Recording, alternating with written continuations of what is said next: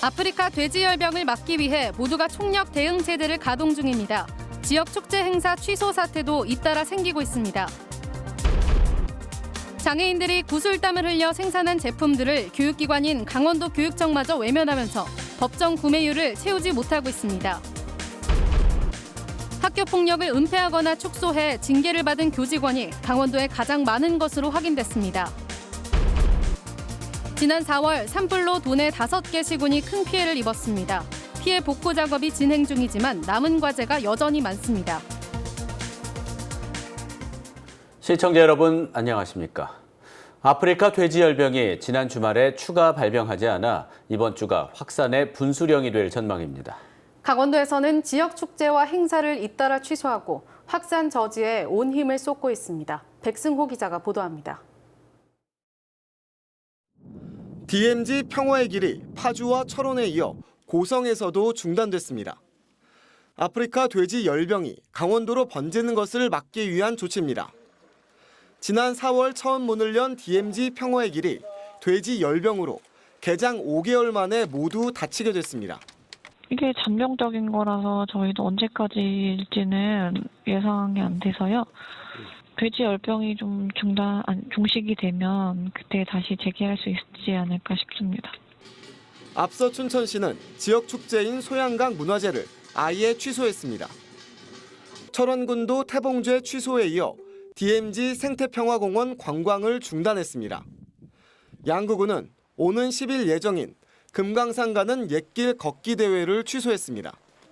10월은 강원도 각 지역마다 축제와 문화예술 행사가 풍성한 달입니다. 하지만 돼지 열병 때문에 잇따라 취소되거나 취소가 검토되면서 지역 상경기에 미치는 영향이 클 것으로 보입니다. 축제와 행사가 코앞으로 다가와 당장 취소가 힘든 곳에서는 최대한 방역에 힘쓰고 있습니다. 돼지 이런 거 시식회 이런 것도 있었거든요. 그런 축종 관련된 부스랑 그거에 관련된 하는 데는 다 안 들어왔어요. 다 빠졌어요. 아프리카 돼지 열병의 잠복기는 나흘에서 최장 19일까지입니다. 이번 주가 확산의 분수령인데 지역에서는 축제와 행사의 취소 등의 희생을 감수하며 확산 저지에 사력을 다하고 있습니다. MBC 뉴스 백소입니다. 장애인들이 구슬땀 흘려 생산한 제품 구매를 교육기관인 강원도 교육청마저 외면하면서 이들 제품들은 법정 구매율을 채우지 못하고 있습니다. 가격이 비싼 것도 이유인데요. 가격보다는 장애인 일자리 창출이라는 공익 목적이 더 중요하다는 지적이 나옵니다. 허주희 기자가 취재했습니다. 장애인들이 일하는 작업장입니다. 복사용지와 화장지를 생산해 공공기관에 납품합니다. 자동화 시설을 갖춘 일반 작업장과는 달리 수작업으로 하다 보니 가격 경쟁력에서 밀리고 있습니다. 온라인이나 대량 판매처보다 20% 정도 더 비싸다 보니 공공기관에서도 점점 구매를 꺼리는 추세입니다. 저희 제품에는 저희 장애인분들의 피와 땀이 섞여 있습니다. 그런 부분을 생각하셔서 가격 하나로만 시중 제품과 저희 생산품, 장애인 생산품을 비교하시지 마시고 2008년 도입된 중증장애인 생산품 우선 구매 특별법에 따라 공공기관은 중증장애인 생산품 인증을 받은 제품을 총 구매 금액의 1% 지출해야 합니다. 하지만 강원도 교육청을 비롯해 전국 12개 교육청이 법정 기준을 지키지 않았습니다. 특히 도내 17개 교육지원청 가운데 태백을 제외한 16개 교육지원청이 중증장애인 생산품 법정 기준에 못 미쳤습니다. 강원도 교육청은 일부 장애인 생산품은 가격이 비싸고 도내에는 장애인 작업장이 27곳밖에 없어 물품 종류가 다양하지 않아 법정 기준을 채우지 못했다고 해명했습니다.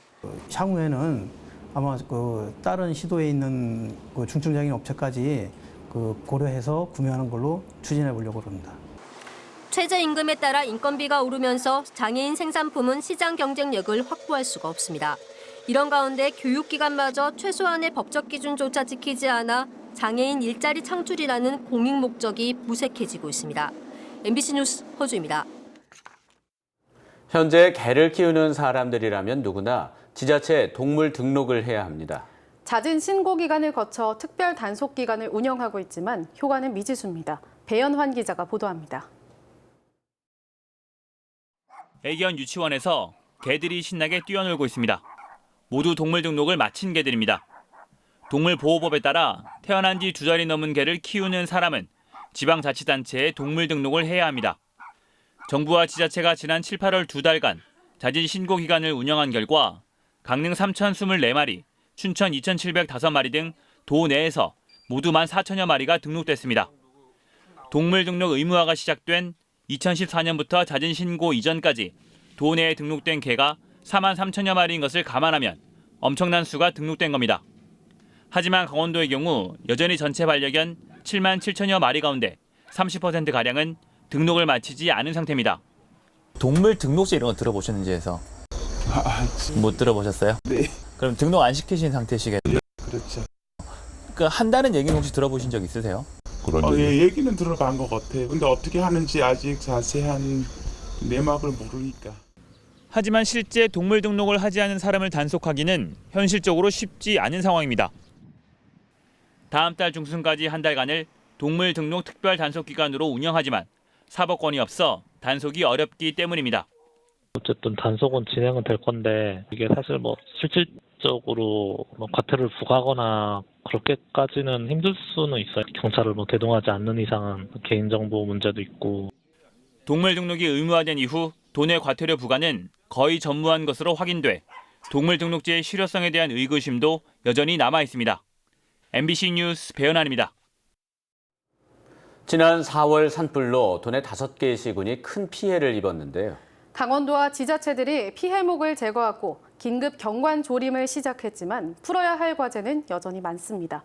보도에 이용철 기자입니다. 지난 4월 산불로 산림 1000여 헥타르가 불에 탄 강릉시 옥계면. 산 중턱에서 중장비가 긴급 벌목 작업을 벌이고 있습니다. 산불이 난 지 반년이 지났지만 산불에 타 죽은 나무들이 아직도 그대로 남아 있습니다. 강원도와 강릉시가 산불 피해 복구 방안을 찾기 위한 주민 설명회를 열었습니다. 강원도는 11월까지 도내 산불 피해지 525헥타르에서 나무를 베어내고 200헥타르에 유실수나 꽃나무 등을 심을 계획입니다. 올해는 이제 긴급 경관조림을 하고 내년부터는 경제수조림 사업을 해서 내년에 921헥타르 시작해가지고 2022년까지 연차적으로 시행할 계획입니다. 또 산림청과 함께 오는 2022년까지 산불 피해지 2,416헥타르를 복구할 예정입니다. 특히 은행나무나 굴참나무 등 산불에 비교적 잘 견디는 화렵수를 심어 내화수림대를 만들 계획입니다. 남북 방향으로는 폭 100m의 내화수림대, 동서 방향으로는 폭 30m의 내화수림대를 조성할 계획이고요. 거기에 식재할 수종은 은행나무라든가 굴참나무, 또 아카시나무 이런 수종들이 될 겁니다. 하지만 토양이 척박한 상부에 소나무를 심을 계획을 밝히자 주민들은 불에도 잘 견디고 소득에도 기여할 수 있는 다른 나무를 요구했습니다. 소나무 심어가지고 뭐합니까? 그럼 나무는 뭐 여기입니까? 우리가 내륙 지역이 아니잖아요. 다 해안 관광단지 쪽이란 말입니다. 한편 산림 복구를 조기에 마치려면 최소 3년 이상 키운 묘목이 필요한 상황이어서 지자체와 산림청이 막대한 묘목 수급에 고심하고 있습니다. MBC 뉴스 이용철입니다. 체육 동호인들이 기량을 겨루는 생활체육대회에서 선수 선발을 두고 논란이 일고 있습니다. 생활체육 특성상 실력이 최우선 기준이 아닐 수 있다고 해도 일부 종목에서 협회 임원진들이 깜깜이로 선수 선발을 한다는 비판이 나오고 있습니다. 황구선 기자입니다. 전국 아마추어 자전거 대회에서 20번 이상 우승을 거머쥔 A씨. 원주에 사는 A씨는 올해 강원도 생활체육대회에 나가고 싶다고 연초부터 원주시 자전거 연맹에 출전 희망을 밝혔지만 명단에서 빠졌습니다. 이유를 물었더니 불편해서 뽑지 않았다는 소속 연맹 선발위원장의 답변이 돌아왔습니다. 그분은 이제 껄끄럽지 않은 주변 사람들과 함께 그리고 본인이 이제 얼마 남지 않은 시간 때문에 시간에 촉박해서 그랬다. 선수 선발 대회는 물론 동호인들이 납득할 만한 선발 기준도 없었습니다. 선거를 완전 위원장을 해도 맡겨서 그 형태에 맞게끔 짜게끔 운전해 준 거다. 배드민턴 종목에서도 별도의 선수 선발 기준 없이 협회 임원진이 임의적으로 선수단을 꾸리고 있다는 볼멘 소리가 나옵니다. 이렇다 보니 도민체전이나 생활체전은 포기하고 스스로 여비를 대 개인 자격으로 나가는 일반 대회를 준비하는 동호인이 많습니다. 그래도 협회가 있잖아요. 네. 그럼 협회에서 그냥 지명하는 거죠. 너 나갈래? 뭐 이렇게 해가지고. 그 엉뚱한 사람이만 나간 경우도 있고 막 이래요. 각 시군을 대표해 출전하는 도민체전과 생활체전 참가자들에게는 활동비가 지원됩니다. 이번 생활체전에서는 선수 1명당 20여만 원씩, 원주시의 경우 대표단 436명에게 모두 1억 원이 투입됐습니다. 생활체육인데 그래서 자체적으로 전체 종목이 그런 건 아니지만 특히 뭐 테니스라든지 배드민턴이라든지 탁구라든지 실력을 겨루는 엘리트 체육과 달리 생활체육인들의 화합과 교류를 위해 열리는 생활체전. 꼭 실력이 아니더라도 동호인들이 수긍할 수 있는 선발 기준이 필요하다는 목소리가 높습니다. MBC 뉴스 황구선입니다.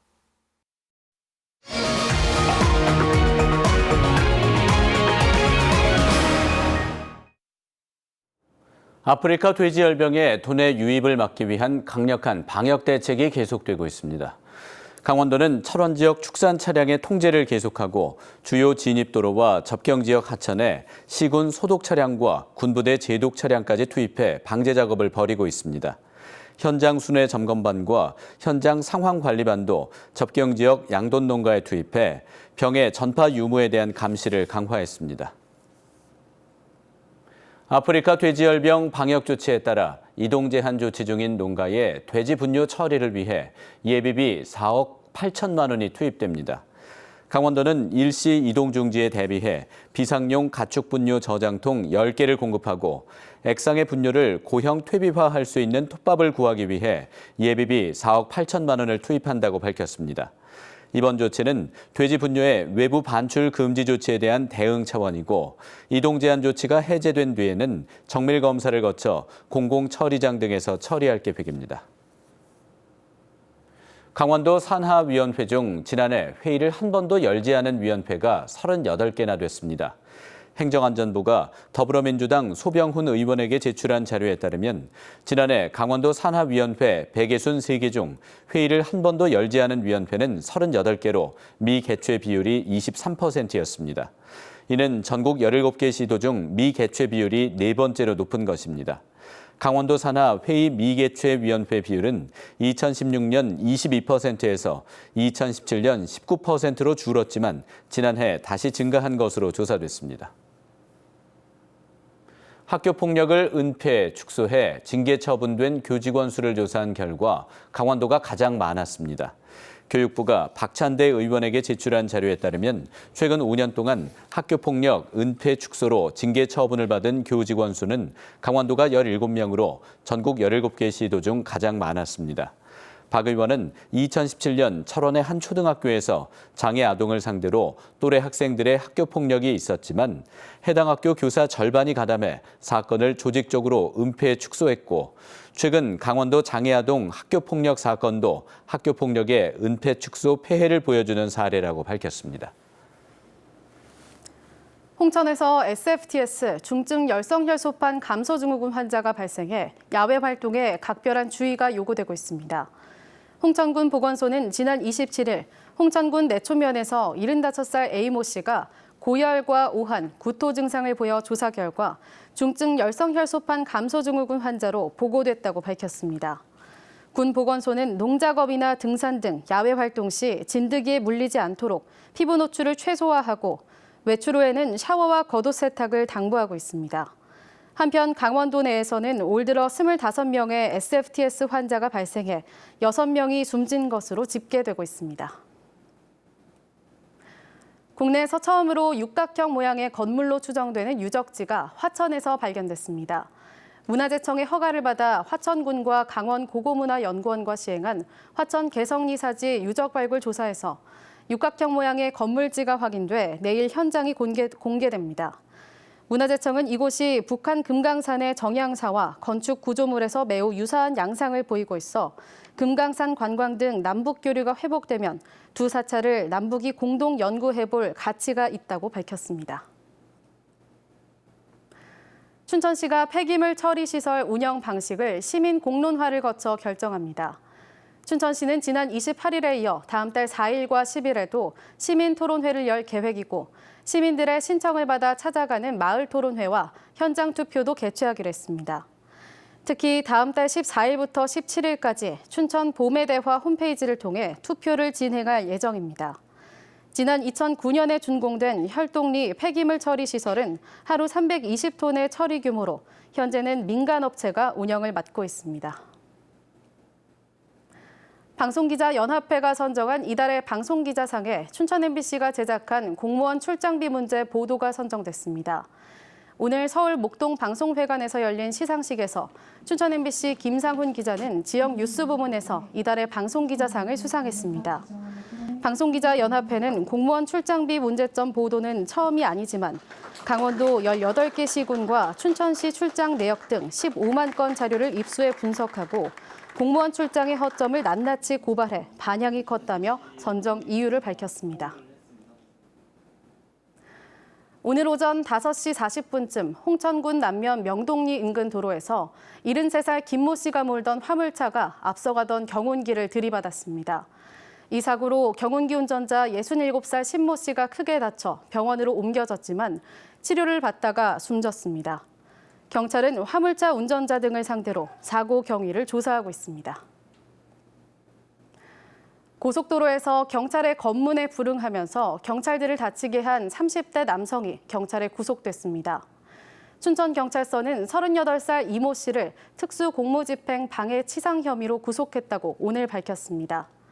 이 씨는 지난 27일 저녁 중앙고속도로 원주에서 춘천까지 65km 구간에 달리며 경찰 검문에 불응하다 경찰차 등 차량 4대를 들이받고 경찰관 5명을 다치게 한 혐의를 받고 있습니다. 뉴스를 마칩니다. 시청해주셔서 고맙습니다.